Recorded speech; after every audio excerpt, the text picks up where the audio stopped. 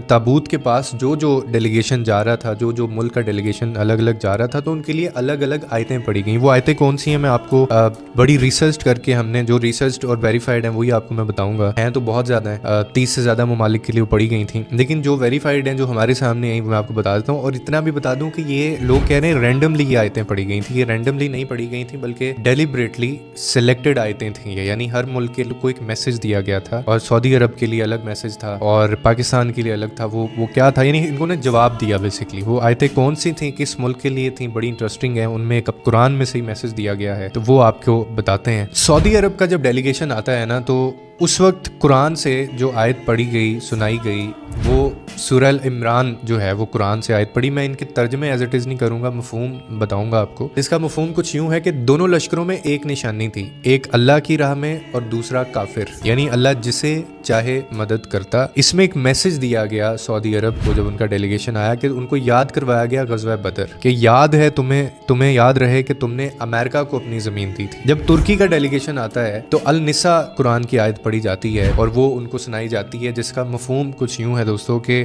जो जान और माल से जहाद करे वो घर बैठने वालों से बहुत ज़्यादा अफसल है। इसमें अगर आप देखें तो इसमें मैसेज ये दिया गया तुर्किश के लिए, तुर्की के लिए मैसेज क्या था कि तुमने जंग में हमारा साथ नहीं दिया और अल्लाह जानता है, ठीक है, कि कौन घर बैठा रहा और किसने हमारा साथ दिया। पाकिस्तान के लिए क्या आयत थी वो मैं एंड पे बताऊंगा। उसके बाद हुज़्बुल्लाह के लिए जो आयत पढ़ी गई, जब उनका डेलीगेशन आता है ताबूत के पास, तो आयत पढ़ी जाती है जिसका मफहूम अगेन उसमें भी मैसेज था। तो ये था कि कमज़ोर ना पड़ो, गम ना करो, तुम ही सरबुलंद हो अगर मोमिन हो। यानी अगर मोमिन हो, इसमें मैसेज क्या था कि तुम लड़ते रहे, हम जानते हैं, इसीलिए सरबुलंद रहो। हमास का जब डेलीगेशन आता है तो आयत पढ़ी जाती है कि जिन्होंने अल्लाह से किया वादा पूरा किया, कुछ ने जान दी, कुछ इंतजार में है और कोई नहीं बदला। यानी इसमें यह मैसेज था कि तुमने जो अहद किया था वो निभाया और हमने देखा, यानी उनकी एफर्ट्स को ऑन किया गया, ठीक है। और सबके सामने इन्होंने वो पढ़ा और सबके सामने ये भी आयत पढ़ी। जब पाकिस्तान का डेलीगेशन आता है, जिसमें फील्ड मार्शल आसिम मुनीर भी थे, शहबाज शरीफ भी थे, बिलावल भुट्टो भी थे, तो जो आयत पढ़ी जाती है, बहुत सारे लोग एक्सपेक्ट कर रहे होंगे कि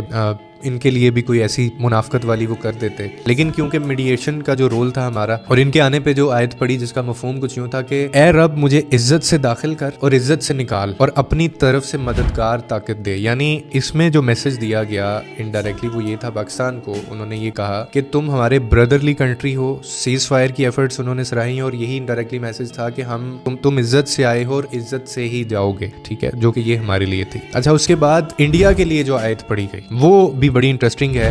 उनका भी एक डेलीगेशन था और MNTV के ऊपर जो है वो उन्होंने जब ये आयत चलाई तो उन्होंने जब इसकी रिसर्च की तो काफ़ी ज़्यादा मायूसी हुई, और जिसको इंडिया के आने पे उन्होंने पढ़ा। सूरह अल इमरान से थी और उसमें उसका मफहूम कुछ यूँ था कि दुश्मन जमा हो गए और हमारा ईमान और बढ़ गया, बेशक अल्लाह हमारे लिए काफ़ी है। यानी इन्होंने अपना दुश्मन उनको कहा। अब ये इतने खूबसूरत तरीके से चीज़ें की गई। और एक और चीज़ कि उन्होंने अपने जो हसन खामनाई थे बेटे के लिए भी वही आयत चलाई जो तुर्की के लिए चलाई थी, जिसमें उन्होंने कहा कि हमें पता है जो घर बैठे रहे और जिन्होंने हमारी मदद की और अल्लाह भी जानता है। तो जैसे ही आयत चली तो खामनाई बहुत इमीडिएटली वहां से वापस चले गए थे। यानी उन्होंने अपने खामनाई के बेटे तक को ये एहसास दिलाया कि तुमने जिस तरह से तुम्हें आगे आना चाहिए था तुम नहीं आए हो। तो बात सारी ये है, कुरान सामने रखा ईरान ने और हर मुल्क को उन्होंने उस मुल्क की हैसियत दिखाई, या ये बताया कि हमारी नजर में तुम्हारी हैसियत क्या है। और ये इतने खूबसूरत तरीके से एक डिप्लोमेटिक मैसेज उन्होंने दिया गया, पूरी दुनिया इसके ऊपर बात कर रही है। आप इसके ऊपर क्या कहते हैं कमेंट सेक्शन के अंदर बता